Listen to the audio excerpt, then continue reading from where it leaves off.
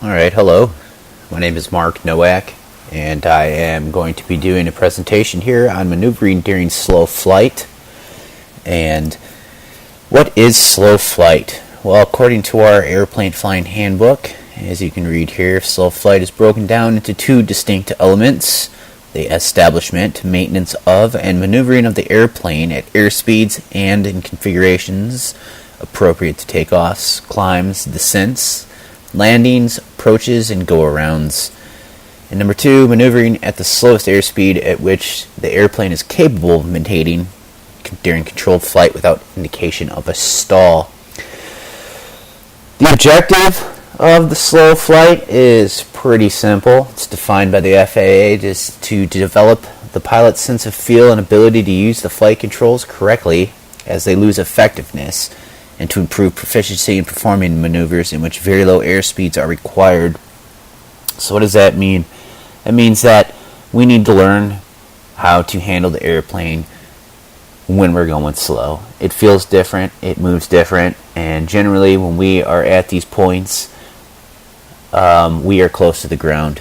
And when you get close to the ground, there's a lot more that can go wrong, and when they do, it could get ugly really fast. So you need to be familiar with how your airplane's going to feel and how you are going to react and what your limitations are to react to any given situation.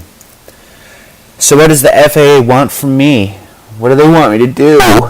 Well, that can be found in the commercial pilot commercial standards, the ECS, and we can take a peek here. For slow flight, the objective, the references, the knowledge pretty much stands the same as what you went over in private pilot, the PPL program. The only thing that changes really is the skills, which we'll take a look at here in a moment.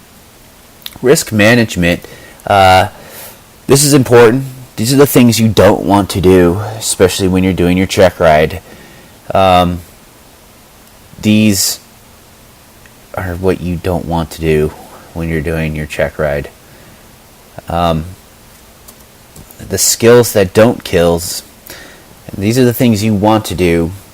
And again, it's pretty much the same as the PPL as far as clearing the area and selecting your altitude and establishing and maintaining an airspeed and getting yourself configured for the maneuver itself.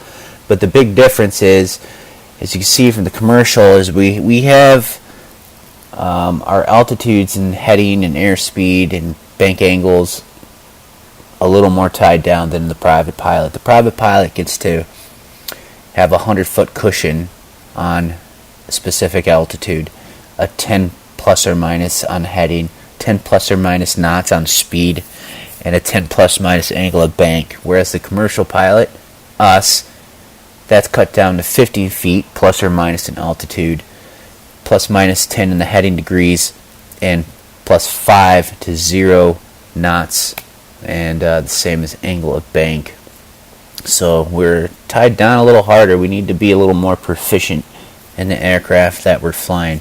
So how do I perform slow flight? Well, if you have to ask, you better go back to PPL. Don't know how you got it.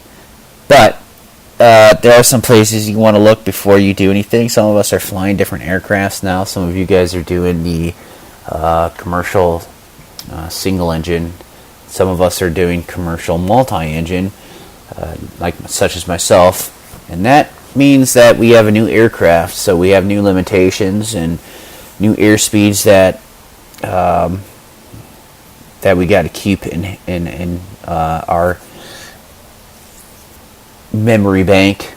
So for me, it's the Piper Seminole, and I can find all the information, weight and balance, limitations, speeds in our POH, or our information manual, and we can also find our guidelines for actually performing the procedures in our company AOM. In my case, that would be with AeroGuard for the Piper Seminole.